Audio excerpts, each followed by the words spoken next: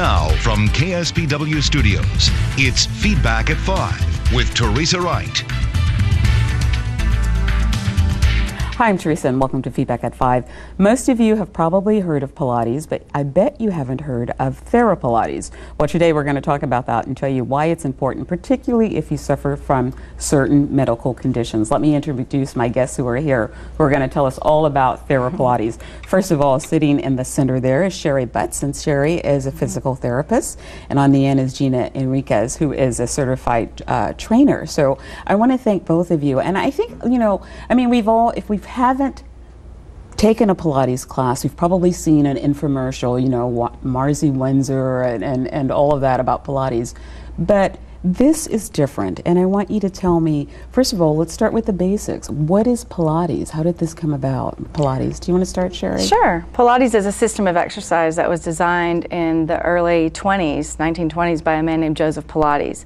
He died in about 1967, and his method has continued, obviously, into actors, theater people, very famous people doing the method. And the problem with the method that I saw when I went through the training as a physical therapist was that the people who were doing it that were healthy had no problems with it, really gained a lot of benefits from it. But the people who had osteoporosis, conditions of the spine, spinal stenosis, disc problems, sciatica, are really at risk for injuring themselves. Pilates is such a flexion-based program, meaning that it incorporates a lot of forward bending of the spine that puts the spine at risk for fracture or disc bulges or sciatica symptoms if you were to do exercises that involve forward bending. So part of the appeal of, first of all, just the basics of Pilates is that, from what I understand, a lot of dancers did this exercise. So they get probably a body that looks like yours, Sherry, you know? I mean, sort of that long, lean look, you know? So everybody's sort of striving for that in whatever way they can do it. So I have to tell you that I wasn't aware of TheraPilates, and then Gina called me up and said, man, have you heard about this? And she was so excited about it. So Gina, why are you so excited about this? Well, in my business as a fitness instructor, I not only teach in a gym setting, studio setting, but also in a hospital setting, and found many people with chronic conditions whose doctors were telling them no forward flexion because of this, that, or the next thing. And I started realizing, especially with some of the golf clients that I had who came in with osteoporosis, I wasn't quite sure what not to do with them that would cause more problems. So I got on the internet and started looking, and one of the nurses that I worked with up at the hospital at the time referred me to Sherry. And when I went on her website, it was just jammed with information. And I realized myself that I take thyroid medication. I also have a little bit of a heart condition, and I have a weak back. So I was just the kind of person that would benefit from this. So even though I was looking for my clients of what not to do with them, I realized I need this.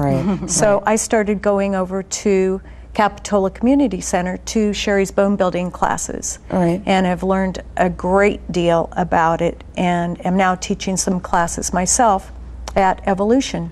Well, let me ask you this, Sherry. Are you in the forefront of this movement? Is this something that's fairly new within the industry? I believe about 15 years ago I started teaching exercise for bone health. And I discovered that there was such a huge problem in our country that 1 out of every 2 women over age 50 have bone loss. Well, you know what, we have some information. I want to put it up on the screen because I want you to talk about that, because this is exactly what you're getting into. So I was looking at some statistics, and it says that 10 million Americans have osteoporosis. So let's just even define, what is osteoporosis when we say that? Yeah, it's a progressive bone loss that makes the bones more susceptible to fracture.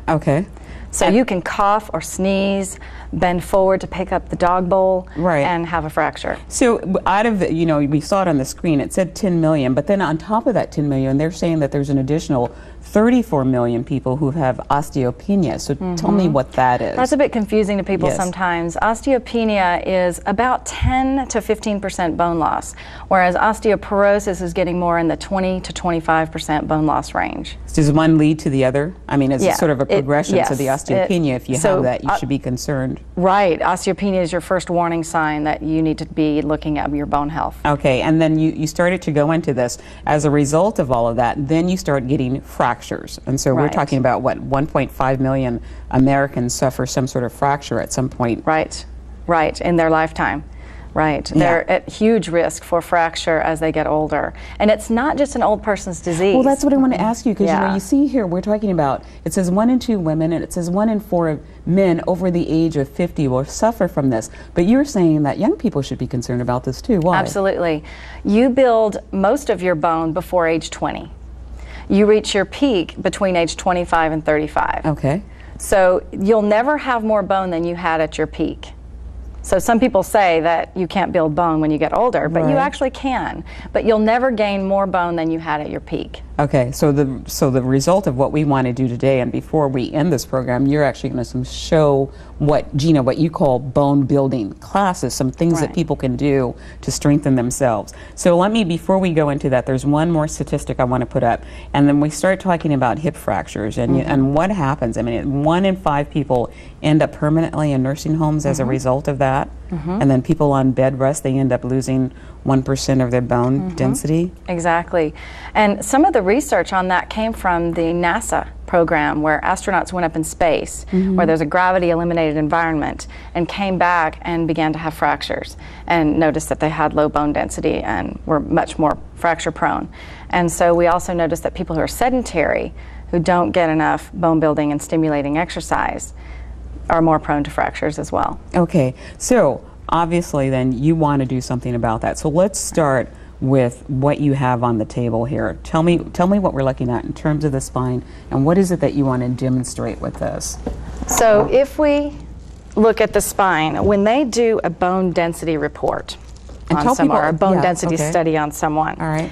they're looking at these bones here in the front of the spine, and they're going to be looking at the hip, which is the neck of the femur. So this is called the neck of the femur, where it makes a turn inward. This is where people get fractures when they fall, Okay. and where their bone becomes less dense. These bones are a different type of bone than the long bones. So you have 2 types of bone in the body: compact and spongy bone, or also called trabecular bone.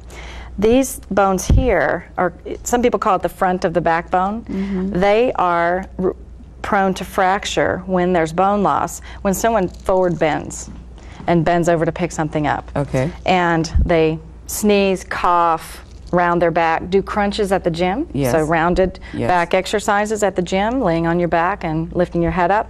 Those also can cause fractures if you have low bone density. Okay. So what we need to do is learn how to protect these bones when we find out we have low bone density, is the first and foremost goal with any client that I see.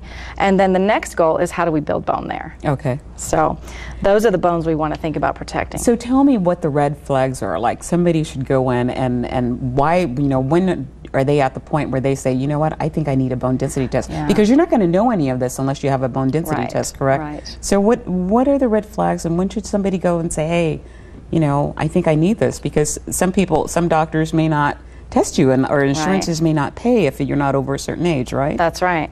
If you lose 1 or more inches of body height, if you start thinking, like, my pants are long, I need to get my pants hemmed. I think Yeah. they're somehow they're stretching out. It's not really your pants. You might be losing bone. Okay. And If is you're there getting a another? rounded upper back, Okay. you're at more risk. All right. If you've had a fracture, especially a fracture of your foot, or you might even have bone loss in the teeth, periodontal disease. Oh, really? So any Okay. fracture of any bone anywhere All right. would tend to make somebody think, what's going on with my bones? And then the periodontal disease. And also if your family history. And if your mother, sister, brothers, fathers, anybody in your family had it. And Those are the main things that I look at. I can easily take somebody's height when they come into the clinic or the studio, and they come to the gym. They weigh themselves. You know, why not go ahead and turn around and measure your height as well and see if you've lost any height. And people are usually surprised.